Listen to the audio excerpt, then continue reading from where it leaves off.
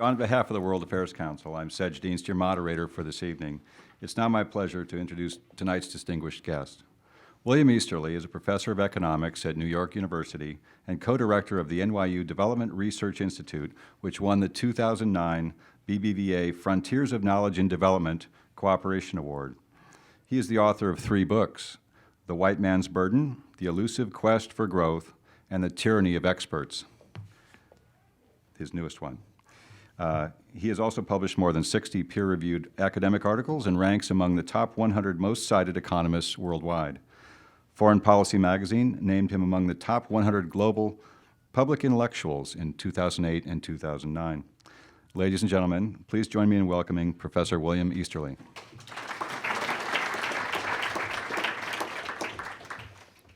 Thank you very much, Mr. Dienst. It's really a pleasure to be here with you tonight. We're talking about an important issue tonight. Around the world tonight, people are fighting for more freedom and more democracy. From Ukraine to Venezuela to Ethiopia to China, there are activists in the streets, there are dissidents in the jails fighting for freedom and democracy. It saddens me after 30 years as a development economist that too often we development economists, those of us who fight the global war on poverty, have been on the wrong side. That we've been too often on the side of the autocrats and not on the side of those who are fighting for their freedom. And what I want to do tonight is explain to you how that happened and how we could possibly change that. So this happened because of lots of well-intentioned people falling for 3 basic, simple myths. And I'm going to go through each one of these myths. The first one was that the myth of the technocratic solution to poverty. That poverty is basically a set of technical problems that the poor have that can be fixed with a technical solution. So, for example, preventing malaria. You can spray a chemical on the walls of houses to kill the mosquitoes that spread malaria. That's a technical solution that solves malaria. Malnutrition is often partly caused by vitamin deficiency. It's very cheap to distribute vitamin A capsules. Something like agriculture is often affected by poor soils, like soil erosion is caused by runoff of rainwater. That can be solved by terraces, by making terraces on highly sloped agricultural land. And lastly, it's very simple, seemingly, to get clean water. You just drill boreholes, drill wells to get water. So these seem like a very straightforward set of technical solutions that would end poverty if we just had enough money to do them. But the reason the technocratic solution is a myth is that it fails to ask 2 very important questions. One is the big question, who is going to be doing these technical solutions? And whoever they are, why didn't they do them already? If they were so easy to do and so straightforward, then why didn't they do them already? Well, the answer to the first question of who is to do them is usually some combination of development experts like me advising local governments in poor countries who are usually autocratic. So our basic model is wise experts from the West advising autocrats in the rest. We call that sort of technocratic development. That's the technocratic solution in action. That's the de facto way that these solutions are being put into practice. And then the question is, why haven't the solutions happened already? Well, the autocrats are not necessarily well motivated to deliver these solutions. Autocrats, we tend to make the hidden assumption that autocrats are benevolent and that if we just give them the advice they need to solve the problem, they will solve it. But the assumption of benevolence is kind of misplaced. But it is a very common one. Let me give you an example. USAID celebrated the ruler of Ethiopia, Meles Zenawi. He was the ruler of Ethiopia from 1991 till August of 2012 when he died of natural causes. And to be not mince words, he was a dictator. I was actually very sad that he died because he was kind of my favorite example of a technocratic dictator, and now I've lost my favorite example. I sent flowers to his funeral. I was so sad. So USAID, when he was still alive, said that Meles Zenawi had made, quote, tremendous progress transforming Ethiopia's economy and society. World Bank President Dr. Jim Kim joined the chorus. He said Ethiopia ruler Meles had made transformational change. And another man in a city that I just visited on this trip, Seattle, Bill Gates, said that Meles Zenawi had made, quote, real progress in helping the people of Ethiopia. And Mr. Gates actually sent out, now, by the way, these guys are well-intentioned guys. I'm not, everything I say tonight, I'm really respecting the good intentions of everyone involved. I'm going to try to explain how we get to these myths. So Mr. Gates really set out clearly the heart of the technocratic approach. He said that the experts and the government, he said this in an article in the Wall Street Journal a year ago, that they set, quote, clear goals, they choose an approach, they measure results, and then they use these measurements to continually refine our approach, our meaning we, the experts, and the government, the autocrats. So technocrat is literally a word that means, technocracy is a word that literally means ruled by experts. It was a made-up word in the early 20th century when we started to have more faith in experts, that maybe we should just turn everything over to the experts, which is, we did not wind up doing wholesale in the US, but we have done in development. And then Bill Gates closed this by saying, this helps us, the experts who are in charge, to deliver tools and services to everybody who will benefit. But then, of course, we still are stuck with the second question, why were the technical solutions not already done? Why is Ethiopia so poor to begin with? Could it have something to do with Meles Zenawi's 20 years of autocratic rule preceded by 30 years of a previous autocratic ruler, preceded by Haile Selassie, preceded by other indigenous autocrats, preceded by the slave trade, which oppressed Ethiopia for so long? So a very long history of autocracy is part of the reason that Ethiopia is poor. The autocrat is not the solution to Ethiopia's poverty, he is the cause of Ethiopia's poverty. We have other kind of direct, to stay on this example, we have other kind of direct evidence that Meles Zenawi was not so benevolent. In 2010, Human Rights Watch documented how Meles systematically withheld aid, finance, famine relief from anyone who was not a member of the ruling party. And then what really shows the kind of technocratic approach that does not recognize poor people's rights, what really shows the forgotten rights of the poor are two non-events that happened after Human Rights Watch exposed that manipulation of aid. First, the donors, which included USAID and the World Bank and the British Aid Agency, they first promised to investigate when there was this Human Rights Watch documented this manipulation of famine relief. And then nothing happened. There were actually two nothing happens. First, the donors did not investigate. There was later a cable that was uncovered by WikiLeaks that said, we don't want to investigate because, Meles is our ally in the war on terror. And the other non-event was that nobody protested this non-investigation. Nobody even noticed this non-investigation of a major breach of human rights that was directly financed by foreign aid. That shows just how forgotten are the rights of the poor and how much we are focused on technocratic solutions. So the alternative to autocracy is individual rights. Now, we have pretty well-known theories in economics and politics of how individual rights can cause some pretty good outcomes in society. First of all, this is really elementary stuff, but just because it's elementary doesn't mean that it's not part of a solution to a really complex, big problem. It's sort of elementary politics and economics 101 that a democratic ruler who's responsible and accountable to the voters will be more likely to do things that make the voters happy. Whereas an autocrat who gained power through coercion and repression has no such incentive. So that's just kind of 101. So Meles Zenawi can get away with, starving the opposition and not giving them famine relief. In our democracy, there's a New Jersey governor who could not even get away with a traffic jam on a bridge. A lot less serious than denying famine relief to a starving opposition party dissident. That's our democracy in action. That kind of threat of political heat makes our governments behave. Governments don't naturally behave. They only behave when we force them to, by our democratic rights. Our rights of free speech, of freedom of the media, our rights to protest, to call our congressmen, to vote them out of office, all of the above makes our governments behave and do good things and stop doing bad things.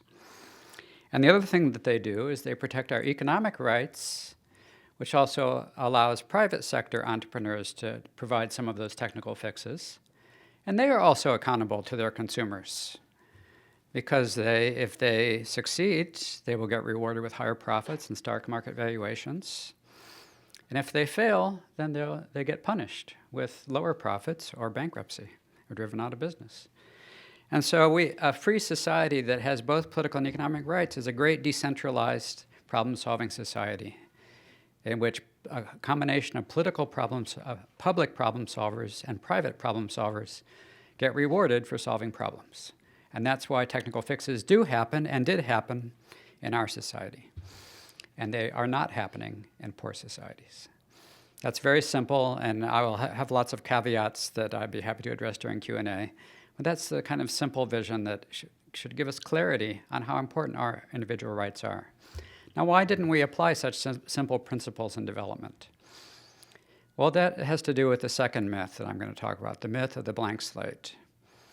After the end of colonialism, around the beginning of the 60s, there was this idea that development was a new problem, that we had to come up with something new to get poor countries to get from poverty to prosperity. And we had to develop new theories, and our theory basically became the technocratic theory that I described in the first myth, the myth of the technocratic experts advising the autocrats solving the problems of the poor. What we forgot is that there were a set of countries that had already developed. Japan, North America, Western Europe. So there was really this very strange decision at the beginning of development to, we were going to study the question of how to succeed at development, but we were going to exclude as possible models anyone who had succeeded at development. It's kind of complicated. Shall I go over that again? Why would you want to exclude those who had succeeded at development when you were trying to figure out how to succeed at development? Well, part of the reason is another part of the blank slate. We also forgot the history of technocratic development. It actually did not start after the end of colonialism. It actually started during colonial times. And part of the original justification for colonialism and for the technocratic solution and for not using the first world as models for development was, frankly, during colonial times, let's not mince words, the colonialists were so racist that they could not imagine that the solutions that work for us rich people would also work for poor people. They couldn't imagine that poor people were just like us, except without money. And so during colonial times, the technocratic model was also the preferred model. In fact, there was a report prepared in 1938 by a British colonial official named Lord Hailey that was a technocratic masterpiece. And it put forth solutions that actually are very similar to those that appeared 70 years later in a United Nations report. And actually, I very sneakily already mentioned those solutions. So the 1938 report,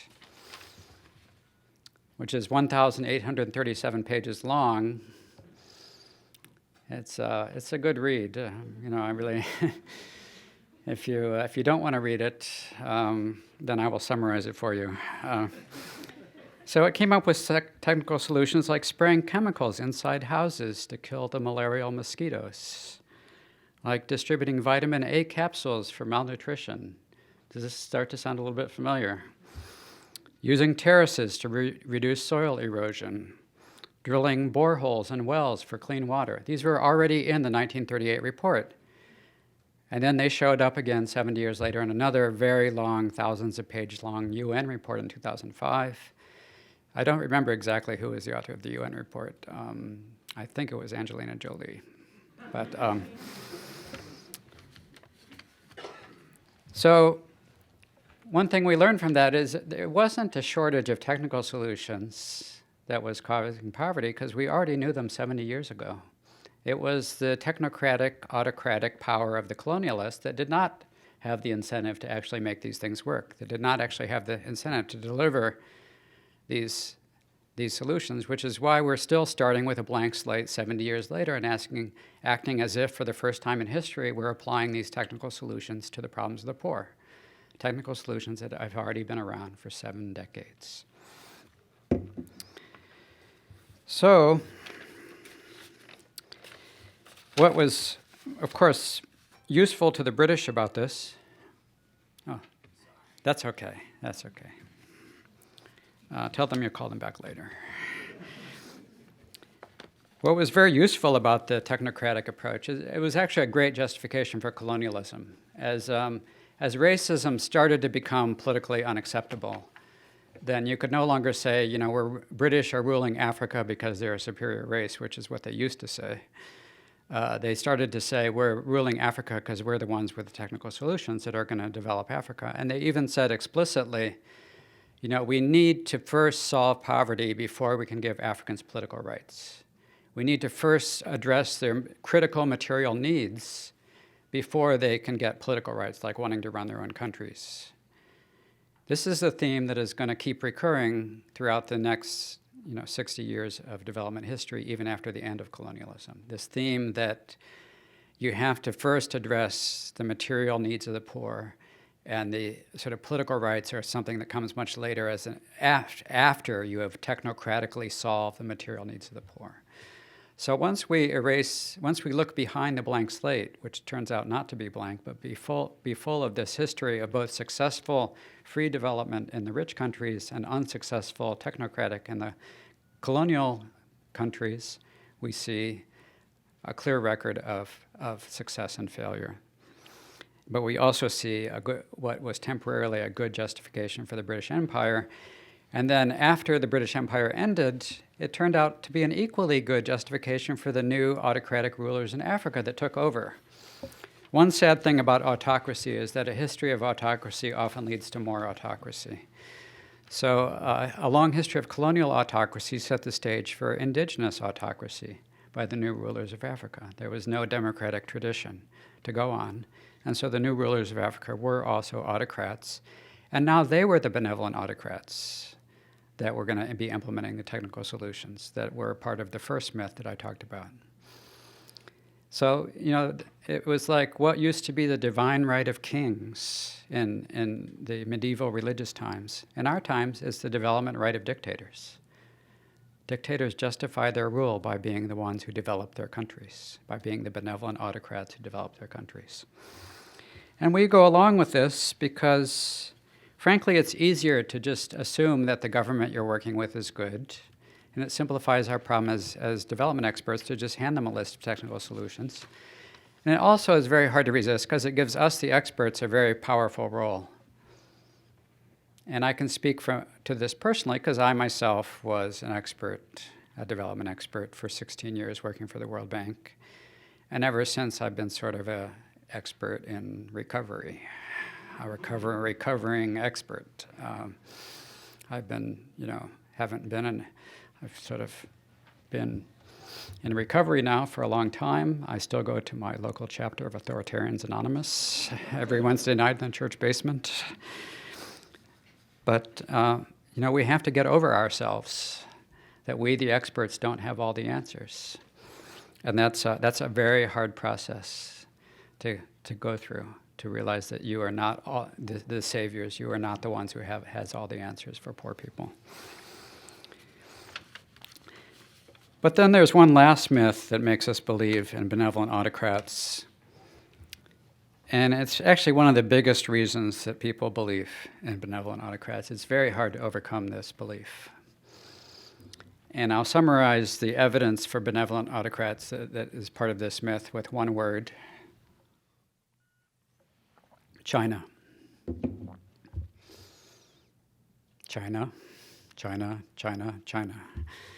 China's an authoritarian country. It's had remarkable economic growth. And there's also a couple of other countries I'll talk about also in this example. South Korea was an authoritarian country that had remarkable economic growth. So this is one of the strongest reasons that people believe in benevolent autocrats, so that the myth of authoritarian growth miracles. Now, how could I possibly question that? What could be so plain than an autocrat presiding over wonderful economic growth that's lifting China and South Korea out of poverty? Well, I'm going to argue that it's not quite what it seems. Let's first of all think back to the basic idea of how rights solve poverty. What does that predict? It predicts that a high level of freedom would produce a high level of prosperity. That's a very simple prediction, that a high level of political and economic rights for people will produce a high level of prosperity. Now then, the next step you have to take is, if that's true, then a change in freedom would produce a change in prosperity. So if levels predict levels, then changes predict changes. This is not real advanced mathematics. I think everyone gets it. And so why are we excited about China? If China were being considered for its level of income, it would actually be considered a failure. It's much, much poorer than the US and Western Europe and Japan. But the reason we're excited about it is the change. And what that change actually corresponds to is a positive change in freedom in China. So a little bit of positive change in political freedom and a lot of positive change in economic freedom. So even political freedom in China, although still very bad shape today, is certainly much better than it was under Mao. During the time of the Great Leap Forward, the Great Famine that killed tens of millions, during the time of the Cultural Revolution that coerced and oppressed hundreds of thousands of people, the political rights of Chinese people today are much greater than they were in those dark times. And second, there was sort of a peasant resistance movement that eventually led to a great increase in economic rights. The peasants started rebelling after the death of Mao against the collective farms. There's a great book about this by Kate Xiao called How the Farmers Changed China. So she quotes a farmer couple that lived in a very poor province of China that wrote these words to their local party cadre. They said, quote, "No one wants us because we are so poor. We have an idea to get rid of poverty, which is to divide the land of the collective farm and allocate it to the household. We'll pay 4.5 yuan per mu to the collective team if the team just leaves us alone." And so the party cadre accepted this deal. They were suffering great starvation at that time on the collective farm, but they immediately were able to produce much more food on their individual family plot. Their neighbors noticed. They wanted the same deal. Then the neighboring villages wanted the same deal. Then the neighboring provinces wanted the same deal. And 30 years later, we've had a great increase in individual ownership in China that has been belatedly accepted by the Communist Party rulership. That's a positive change in economic freedom that is a big part of China's economic growth. So changes predict changes. A positive change in freedom produced miraculous economic growth, starting from a miserably low level that had been caused by Chinese long history of autocracy in the first place. The second example I'm going to give you of a changes and changes story is South Korea. So South Korea's also experienced a lot of positive change in economic freedom, even when it was controlled by autocrats. These autocrats were progressively giving up more and more of their own power to repress and control the economic activities of the population. There were much greater economic rights that led to a great trade boom, and things like the emergence of Hyundai as the world's fourth largest automaker, started by a peasant from a famine-prone village in North Korea. And then South Korea took the next step, and they did so thanks to one individual that you probably have not heard of, but played a remarkable, pivotal role. It shows the power of individuals to change history. His name was Park Jung-chul. He was only 21 years old. He was a student at Seoul National University, a democracy activist was starting and leading and joining the emerging student democracy movement at Seoul National University. But he was arrested by the police and tortured and died from that torture on January 14th, 1987. When the circumstances of his death became known, it sparked an explosion of democratic protest among first the students, then the rest of the population. And that democratic movement succeeded. And South Korea has now been a democracy for a quarter century. And so that additional boost from a positive change in political freedom on top of a big change in economic freedom made South Korea today now one of the newest members of the First World. So the key point is simply this. Many courageous democratic activists know from their own firsthand experience that our technocratic assumption of benevolent autocrats is wrong, that autocrats are not benevolent, that governments are only benevolent after we overthrow the autocrats and replace them with democrats who are forced to respect our rights to protest, our rights to choose our own leaders who are accountable to us. Poverty is not caused by a shortage of experts. It's caused by a shortage of rights. Poverty is not caused by a shortage of experts. It's caused by a shortage of rights. So at this point, you're wondering, so these three myths, I'm arguing really that the principles of development have been wrong. That's a fairly bold claim. And by the way, I could be wrong myself since I'm criticizing all the other experts for being overly confident and arrogant. Well, maybe I'm one of them, and maybe I'm wrong. I have to admit that if I'm consistent about my critique of experts, that I could be one of those wrong-headed experts that's telling you something wrong. But what I believe, based on research and talking to many other wise economists that I've learned a lot from, and many other wise individuals around the world, is that it's a myth that the technocratic solution is a solution. It's a myth that the blank slate is blank. It's a myth that benevolent autocrats are benevolent. What can you do? Well, if the ideas are wrong, we have now a battle of ideas. You can join the battle. And ideas are a very powerful force in social change. John Maynard Keynes had a great quote that's fairly famous. He said that quote, "The ideas of economists, both when they are right and when they are wrong, are more powerful than is commonly understood. Indeed, the world is ruled by little else. Practical men are usually slaves of some defunct economists." So you can change the ideas that influence the way the world is ruled today. You can join the battle. If you don't agree with the ideas that I've stated here today, that's fine. You can join the debate on the other side.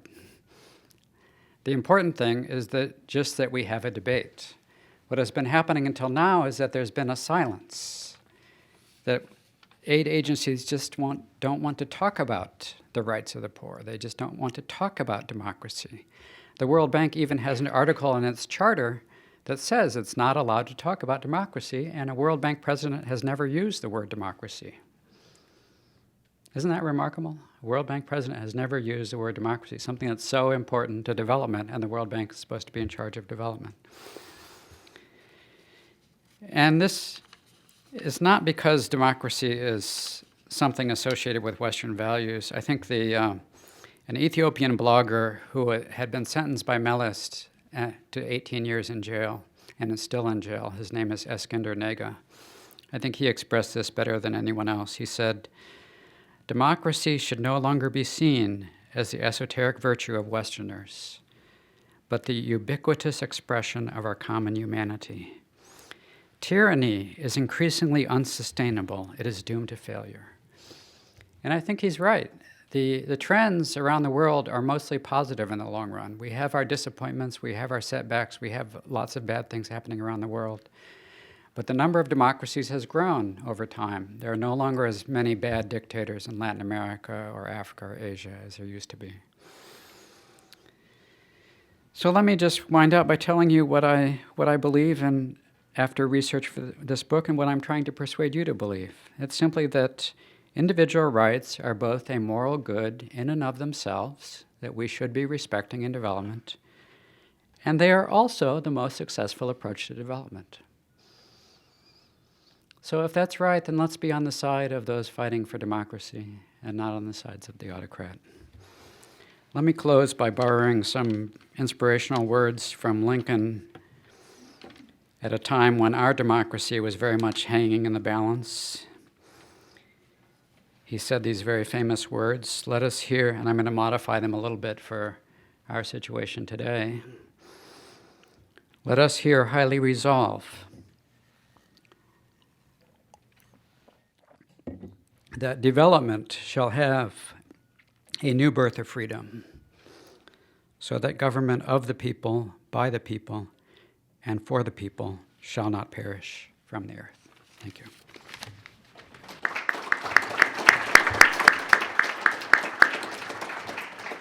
Thank you for those remarks, Professor Easterly.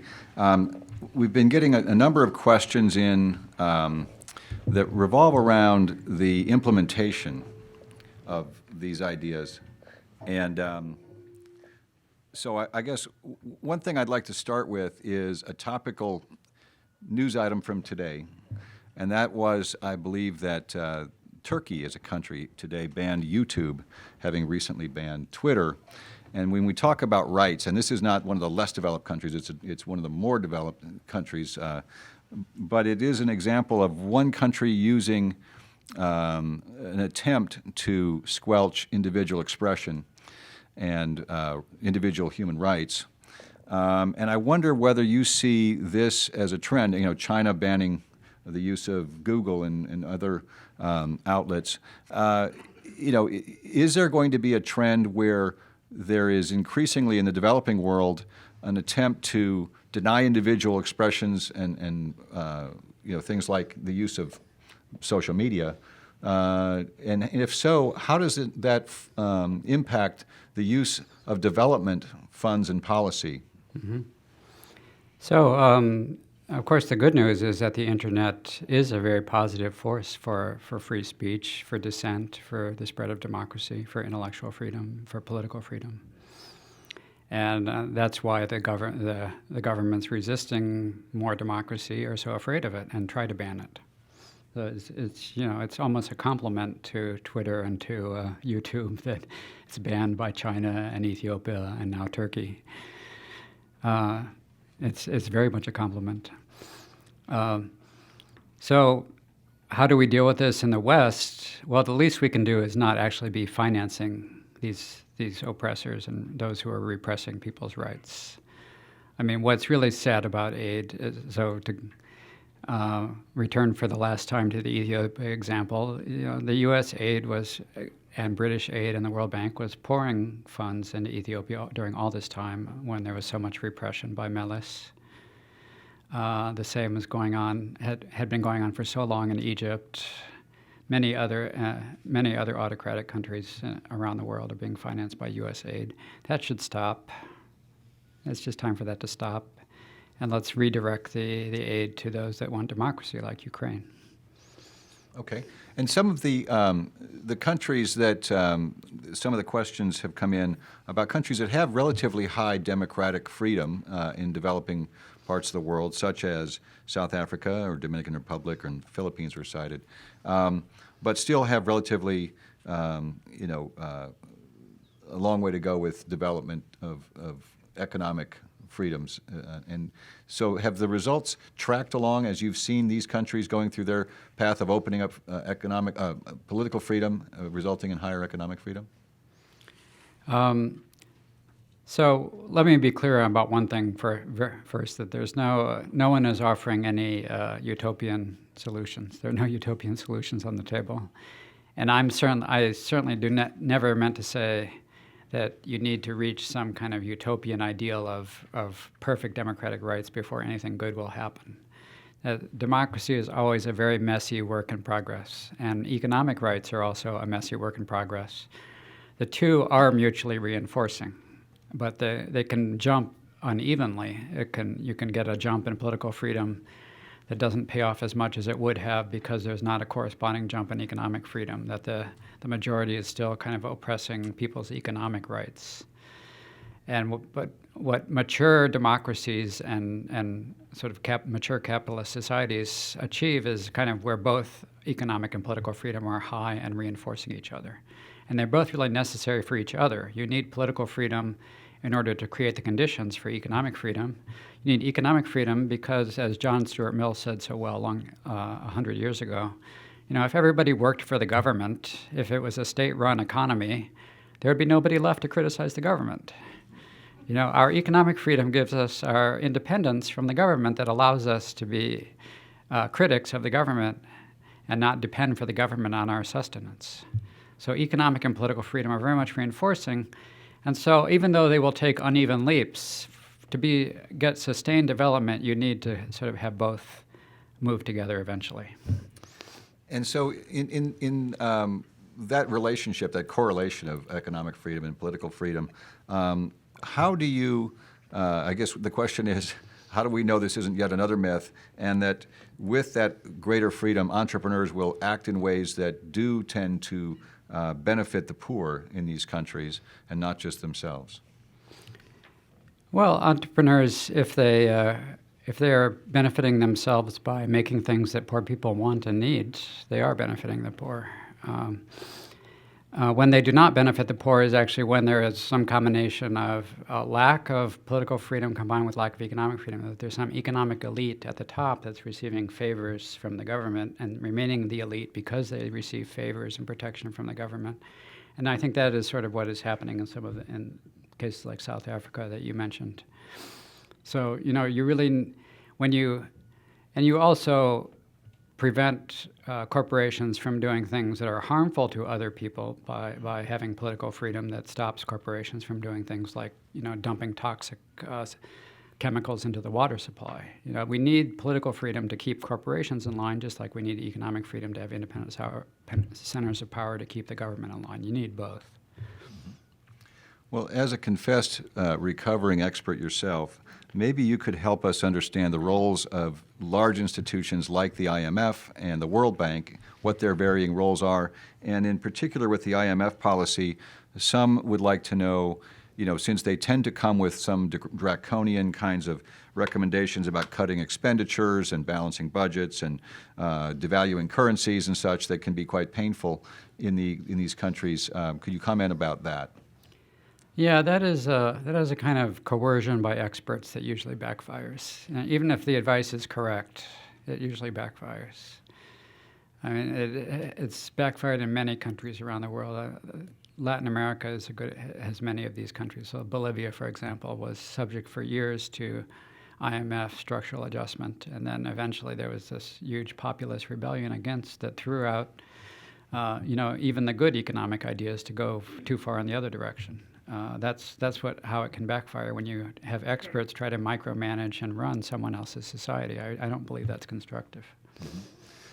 Well, it seems that in many parts of the world that we're talking about, there are well-established power bases and dictators or leaders of whatever kind, and we have to deal with that reality on the ground as we think about development. And so, how do you see these institutions that are trying to promote development around the world bypassing or getting around that corrupt power structure or dealing with that in the need to develop those countries' economies? Well, first, I gave you an example at the beginning of the World Bank, the USAID, and Bill Gates praising a dictator. So at the very least, you don't have to praise the dictators. There's one very basic thing that's happening is, sorry, getting hoarse here. I can talk for a while if you prefer, but I'm not an expert. So. One very basic thing that's happening is just the wrong ideas are being perpetrated by this kind of praise of autocrats as if they were the heroes of development when actually they're the obstacles to development. You're giving them a kind of intellectual international legitimacy to stay in power, and you're backing that up with even financing from aid. So stop doing that, and spread the ideas of freedom, which will inspire those who are already resisting, asserting their own needs. I mean, in the alternative viewpoint of kind of democratic free development, the Western saviors are no longer going to be the star of the show, and they're not going to be the saviors. The people are going to be asserting their own rights, and the best we can do is just support them and be on their side. Mm-hmm. You talked about a few examples, and I think some in the audience would like you to kind of distinguish, taking Asia as an example. You talked about China and South Korea, but you've got Singapore as a very different one. And I know in your book you do talk about their leader in a very specific case. Can you talk about that and how an authoritarian state like Singapore has been so successful? Yeah, so one thing to say, another thing to say that's the caveat part of the, you start off with a simple story and then you start adding the caveats. One of our big caveats as economists is our simple theories do not predict the world perfectly. There will be exceptions. There will be exceptions to every principle. But what does the bulk of the evidence say? The bulk of the evidence says that most rich countries are democracies, and Singapore is almost the only country at that income level that doesn't have oil, that is very rich. We could think of other things that could be going on. We could also test directly this idea of the sort of great man theory of development, which the benevolent autocrat approach really is taking. That Lee Kuan Yew is such a great man that it single-handedly delivered Singapore prosperity. The historians abandoned this sort of great man theory of history a long time ago. The old-fashioned history was that history is just the biography of great leaders. Well, we now realize that's not true, that there's a lot of bottom-up stuff that's actually done by ordinary citizens that is responsible for most progress in our societies. And we have to start abandoning the great man theory of development, and I think there's a lot of evidence that would support doing so. If you do some very simple statistical tests, like when the leader changes, if the leader was so great, then when the leader loses power and we change to a new leader, then the growth will surely fall if the first leader was getting the credit for the growth. Well, you can test that statistically, and the reality is that doesn't happen. In fact, Singapore's growth has continued after Lee Kuan Yew left office. He's very old now and has very little influence on anything, and that's the same in China, the same in South Korea with sequential autocratic leaders that were each given credit for South Korea's growth. But it's more likely that it's something more fundamental that may even not be at the national level. There's a lot of exciting regional stuff going on in Southeast Asia that contributed to prosperity also. The overseas Chinese diaspora was a huge positive force in Southeast Asia, spreading technology and trade from one region to another. And then eventually directing trade, investment, and technology back into China itself. So this is a totally non-national regional force that we don't give enough credit, and we're giving way too much credit to these men at the top who just happen to be sitting in power while good stuff is happening. Okay. In America, we have a couple of specific examples where we aren't just talking about economic development in some countries, but where we've specifically gone and invaded a country like Iraq or Afghanistan. There's a special set of problems that are left behind. And so can you comment about this year as we plan to pull out of Afghanistan and having pulled out of Iraq already? Yeah. I mean, I mentioned that the technocratic ideas were sort of used to justify rights violations by the colonial power. And, I think, frankly, I think development is also used as sort of technocratic cover for some of our rights violations and what the military is doing in Iraq and Afghanistan. We talk about things like fixing failed states and nation building, but that's not really what we're doing. We really have an army there that's trying to, find the bad guys that are threatening America. That's really what we're doing. And the technocratic development is just a way to give a kind of benevolent cover to that whole enterprise, which may be a necessary enterprise for the war on terror. That's not my subject tonight. That's not what we're talking about tonight.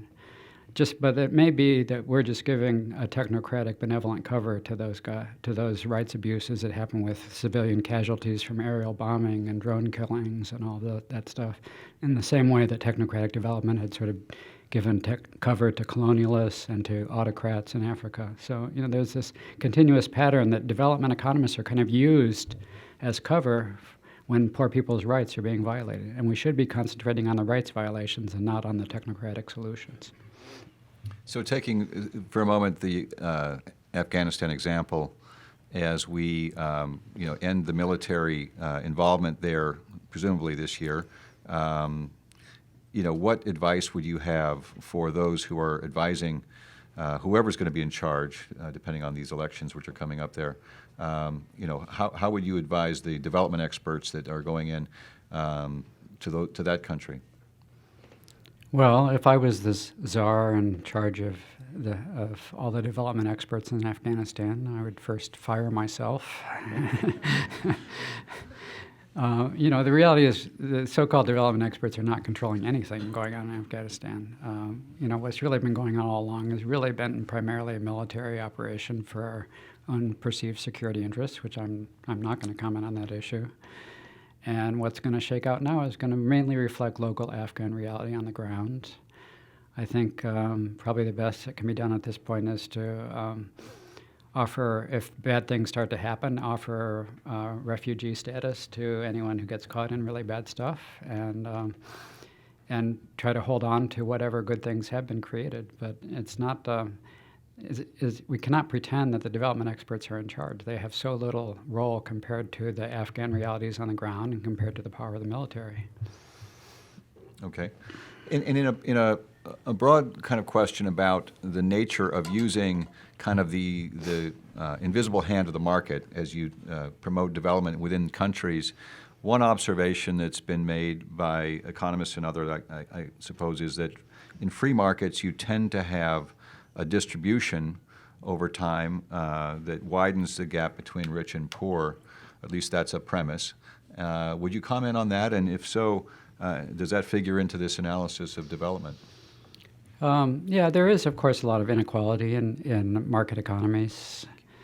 But I think it's important to distinguish between different types of inequality. And there's one type of inequality that I think is very relevant to tonight's discussion. It's the kind of inequality that's caused by oppression of some groups by other groups. And that's a kind of structural inequality that is precisely part of the discussion we're having tonight about rights. Rights includes the idea that all groups have equal rights. All men are created equal. And so, in the U.S., we still have the legacy and still today have residual practices of blacks being oppressed and being discriminated against. And that's part of the inequality problem between whites and blacks. The same is true in other societies where there are some ethnic groups that are systematically being persecuted by the majority ethnic group that is in power. And that creates huge inequality, not only in economic resources, but also, of course, in the threat to life and person that is caused by potential for violence. So that's the kind of inequality that I think can be clearly addressed by the rights discussion that we're having here. Is let's at least get rid of that kind of inequality by recognizing that equal rights for all, protection of minorities, even a democratically elected majority cannot be allowed to tyrannize a minority. There are always basic individual rights that cannot be violated even by a democratically elected majority. We recently hosted another speaker who was talking about the developing world, but from a legal standpoint more than an economic standpoint. That was Gary Haugen talking about the locust effect. Yeah, great book. And many in this audience might have listened to that program, and I wonder if you could comment, going back to what you were just saying about individual rights.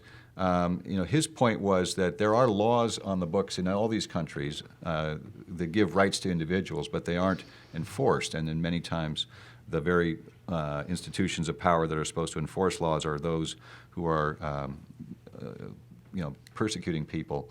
And so there's a real lack of even the enforcement of the rights that already exist. Right, As you think about this from an economics standpoint, and your point is that democracy and individual rights is the pathway to prosperity. Right. How would you recommend that people think about the joining of that legal framework and the need to create institutions of law enforcement with the economic framework that you're putting forward? Well, of course, the problem of abusive police forces is the worst possible in an autocratic society where there's no possible recourse if the police come and you report a crime and the police are in cahoots with the criminal and they just come and abuse you more, do more violence to you. That's something that very often happens in autocratic societies because you have no recourse. In democratic societies, you at least have a recourse. That if there are, shocking abuses like there was a World Bank project in Uganda where Ugandan soldiers evicted farmers at gunpoint from their own land. So here the security forces supposedly being used to implement development, but they were doing the opposite of development. They were stealing the land from farmers and then selling it to a foreign company and giving the money to the Ugandan government. So in that case, that's a clear violation of rights. If we really recognize the principle of rights, then we would protest those kind of abuses, both when our own governments and aid agencies are involved in financing them. And we would realize that it's only democracy that makes it possible to prevent those kind of abuses. You can't imagine that kind of story happening in Ohio, for example. It couldn't, or California. It couldn't possibly happen that government soldiers would come and steal your land. Why is that? It's because we have a basic level of recognition of rights in our society, but we're not extending that to other societies, to the rights of the poor. We care much more about the rights of Californians and Ohioans than we do about the rights of Ugandans and Ethiopians. That brings to the fore another question which has reached me in several question cards, really talking about our country and asking for your commentary about democracy and the rights of individuals in our country, and whether or not the poverty that exists in our country and the tie of freedom, political freedom, to economic freedom is borne out in this country. Yeah. Well, so of course the U.S. is also still developing, and we're still also democratizing. Democracy and rights are always a work in progress. There's never anyone who reaches the utopian state of perfect rights.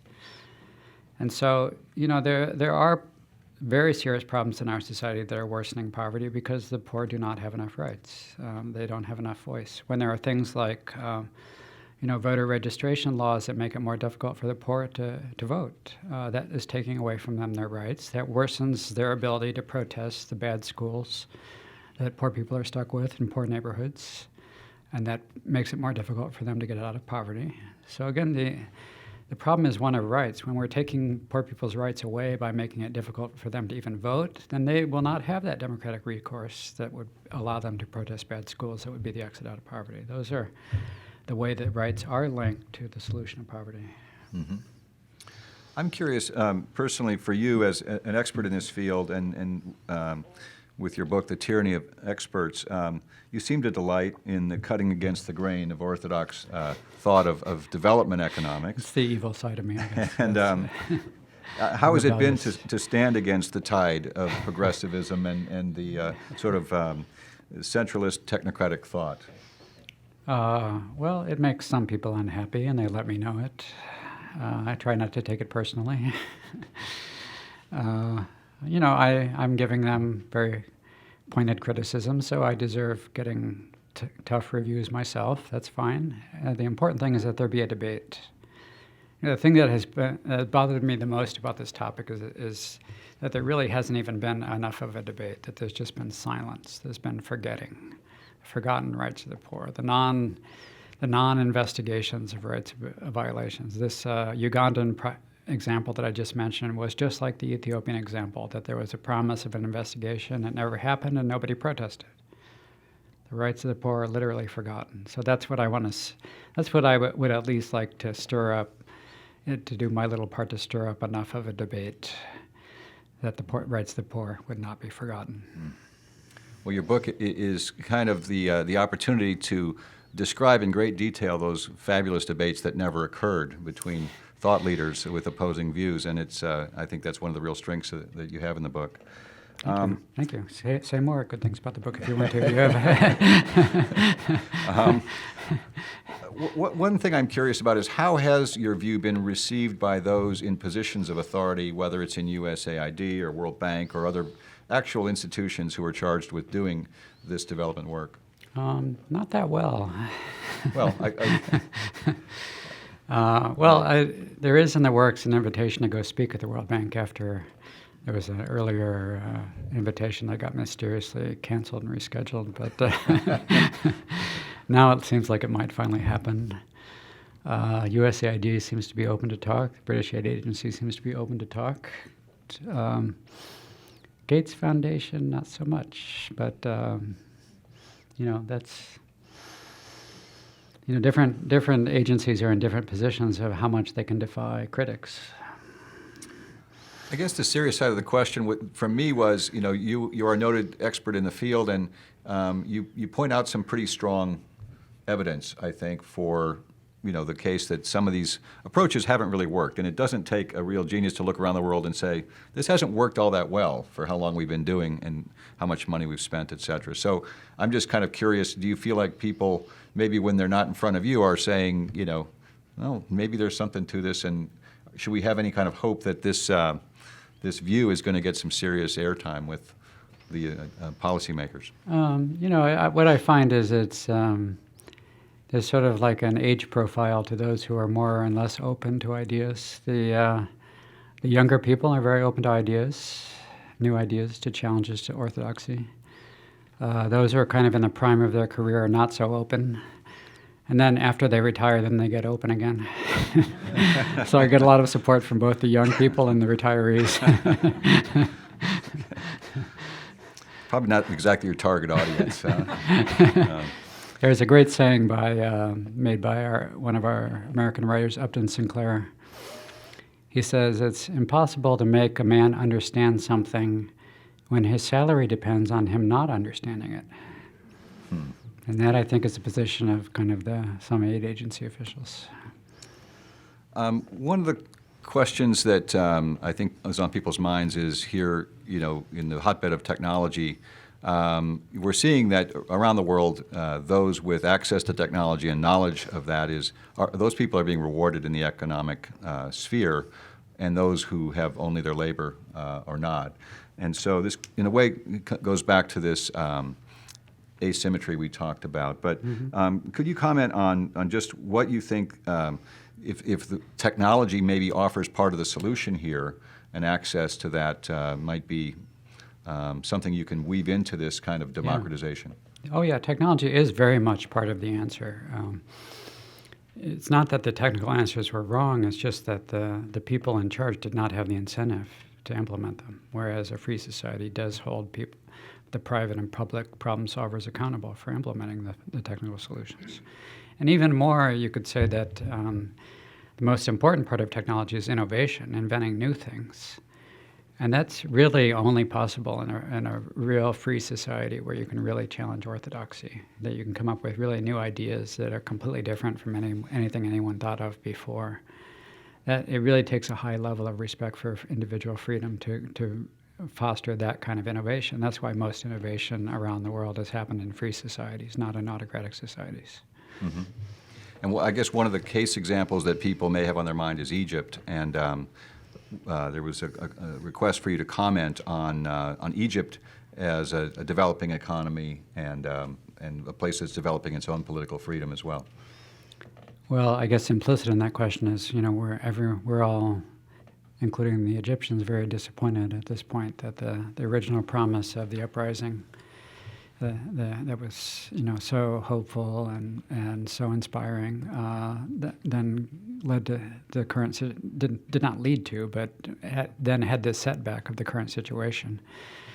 And, the sad reality is what I mentioned earlier in the talk, that a long history of autocracy makes it difficult it tends to create yet more autocracy, and it makes it difficult to switch to democracy. And so the fault of the sort of new, the failure of the attempt to transition to democracy in Egypt was not so much the fault of the New Democrats. It was the fault of a long history of autocracy in Egypt that had, totally stifled and repressed any democratic culture within which a new democracy could have flourished.